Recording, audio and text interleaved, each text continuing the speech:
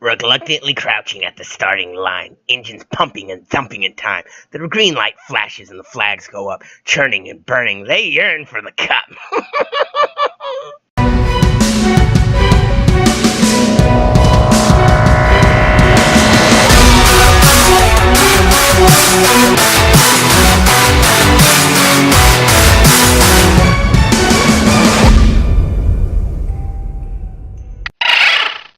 Hey there, ghosting ghouls! Warlock Boo here, and today we're gonna get a little wacky! We're reviewing the remake of Wacky Racers. Yes, they remade Wacky Racers. No, I'm not making this up. No, it's not a new series. It came out last year. I am dead serious. Stop asking me stupid questions and listen to my damn review and you will learn some things. Wacky Racers is the remake of an old cartoon by Hanna-Barbera from 1968. This reboot or remake started in 2017 on the Boomerang app and recently came to television in the last few months. Now, I'm going to review the show. It is quite an interesting show because I remember seeing commercials for this, roughly for the app, and I was like, I remember never hearing that it was on TV until I was trying to find something for my kids to watch, and I accidentally hit it. I was trying to hit something else, and they got sucked into the show. So I watched it with them, and I thought, hey, this is pretty interesting. So what is Wacky Racers about? It's about some wacky racers. It's in the name. I really shouldn't have to explain that. It's about a group of racers that are always racing. You got Dick Dastardly and Muttley, the bad guys of the group, who are, oh, I love these guys. They are just so funny. You got Penelope Pitstop, who's the nice, happy Southern girl. You got Peter Perfect, who's the big hero, who's kind of stupid but loves attention. You got Teeny and Bella, the gruesome twosome, a vampire and Frankenstein that race together, and IQ Ickley. She's a child genius. Her, him, I don't know if it's a boy or girl, okay? With the extra Pandora Pitstop, Penelope Pitstop's twin sister, who's kind of a bad guy and doesn't like Penelope. And then you got Brick Carsman, the guy that announces everything. Now, this show follows a nice little formula. Always starts with the characters racing, them running into a problem, them doing some crazy wacky thing to get out of the problem or try and win. Every character has a nice little thing they act like. Got Dick Dastardly and Muttley, who are the bad guys. They try and cheat and any way they can to win. Got Penelope, who's the nice, good, sweet little Southern girl. Got Peter Perfect, who he's the greatest, nicest guy ever. Got IQ Icky, who is just the super genius. And then you got the twosome gruesome, who are kind of stupid, but nicely meant and like spooky things. Kind of like me. But now, this show really did come out of nowhere. I had no clue that this appeared. I never watched the original. I had to look it up to compare it so I knew how to do it. This show really does have the feeling of the original. Now, the art on the show does use some more modern techniques, but at the same time, it does look better. I know it's heresy for me to say a new show looks better than the original, but it does. It doesn't reuse a lot of the same frames, a lot of the same movements, just to cut on budget. This really does put them in different environments, shows different views, different shots, really does show off their animation quality. And the characters all pop. You can easily tell them apart from each other. All of them have an own color they connect with. All of them have an own personality that represents in the way they look, the cars they drive. You can really tell them apart, which is always important in a show. You don't want characters that all look the same, and they don't in this. It's a nice breath of air. Personality-wise, oh, these characters are so fun, and that's where the show shines. It's not the racing. It's not the jokes. It's these characters. Each character has their own personality, their own running gags, and the show really plays with them with that. You have my favorite, Dastardly and Muttley, the bad guys. They're the ones that try and cheat and get away with everything.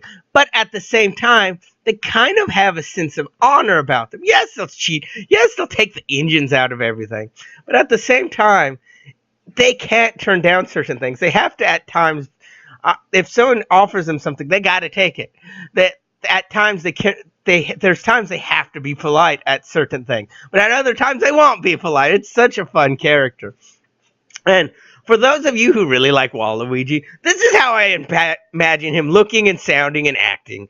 You watch this show and you will not be disappointed. This is how they should make Waluigi act. There's even one part where Dastardly tries to cheat by removing Peter Perfect's engine. No, he removes Penelope's engine. And she can't get it to start. They realize the engine's missing, so Peter's like, you can have mine. Takes it out of his car, stuffs it in hers. IQ Icky's like, that's not going to work. And it works. And then Peter can't figure out why his car won't start. And then IQ Icky's trying to explain, well, you gave her your engine. It's not going to work. And Dastardly's just standing there going, it's like someone trying to teach fish math. It's so amazing, yet so stupid.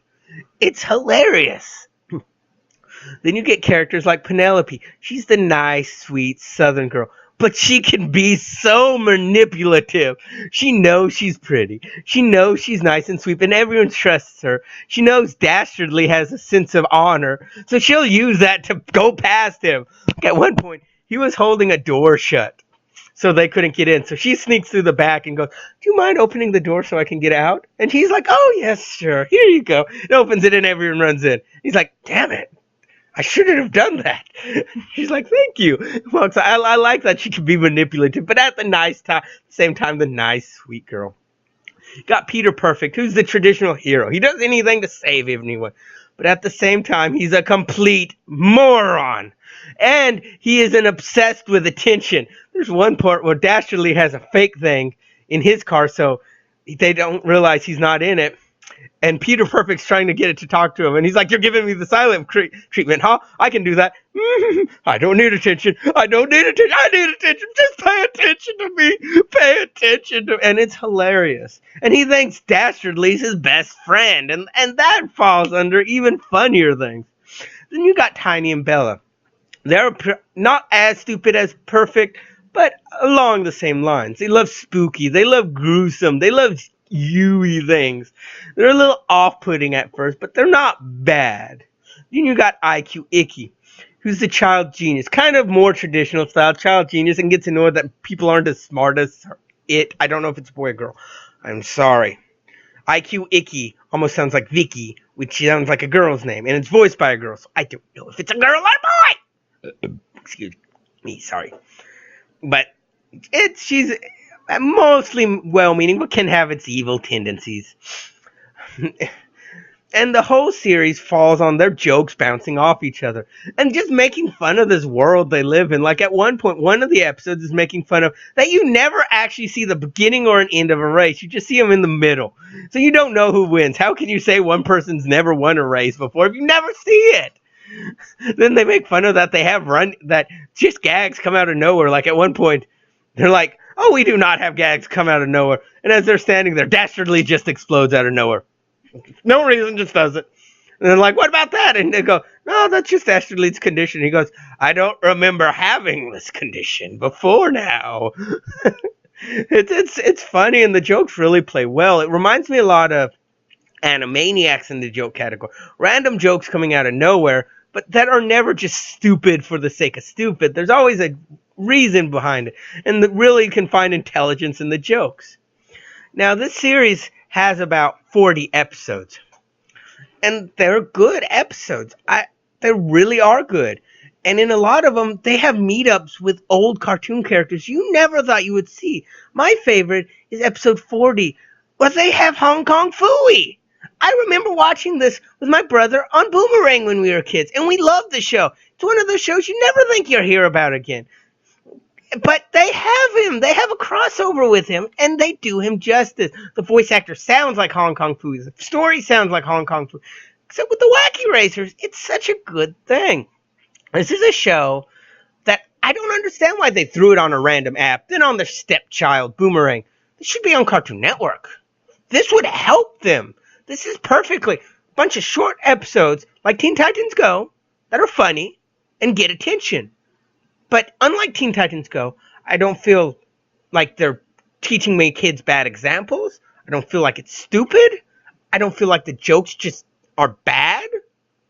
I mean, this works on more levels. The jokes are smart, but kids can understand it. There's jokes that go over their heads for the adults. The characters are funny and play off each other great. They use so many different environments. The art's great. The music's a little meh. Not great, not bad, just in the middle. The voice actors work great on it. And it's a good way to revive an old series and really breathe some fresh air into it. The creators of this didn't have to go all out. They could have just done this cheap thing for the apps. But they went all out. They put a lot of effort into it. They put a lot of work into this. And if you want to, I suggest watching this. It is way better than I thought. I'll have to give this an 8.5 out of 10. It's such a good show, and it's so fun to watch. I really do. The art's good, the voices, the jokes, it's all there, and I give it an 8.5. It's better for younger viewers, I will say that, but as an adult, you will have fun with this. You will have a lot to find in this that will make you laugh. And I suggest it to all of you. But tell me what you think. Have you watched the show and you think I'm full of bullshit? Then tell me down below. Do you like this show? Tell me. Is there something else you want me to review? Cartoon, a board game, a video game, a webcomic even. I'll review all of those. Tell me down below. And if you have a suggestion for any spooky stories you want me to read, tell me. I do those so many times. I read so much horror. Or is there something you need for my lore dive? And don't worry, I have Straight Jacket coming back. He's finally finished his college courses, and I'm beating him over the head with a wooden plank to get him to do his next thing. There are going to be some changes in how that looks, but you are going to be getting some newer versions of Straight Jacket's Asylum with a nice new twist. Same Straight Jacket's coming back, so don't worry about that. But until then, tell me what you guys want from this channel. I need to know so I can improve it. Is there any way I can improve it for you guys? For you guys are the ones that make this channel possible. I want to know how to make it better. Now, not next week, but the week after, my video list will be a little short. I'm giving you guys a heads up because I am going to Atlanta Comic-Con. I'll be there all weekend, and that takes away a lot of time for my recording abilities. I'll try to have at least a couple scary stories, maybe a review or something thrown in there.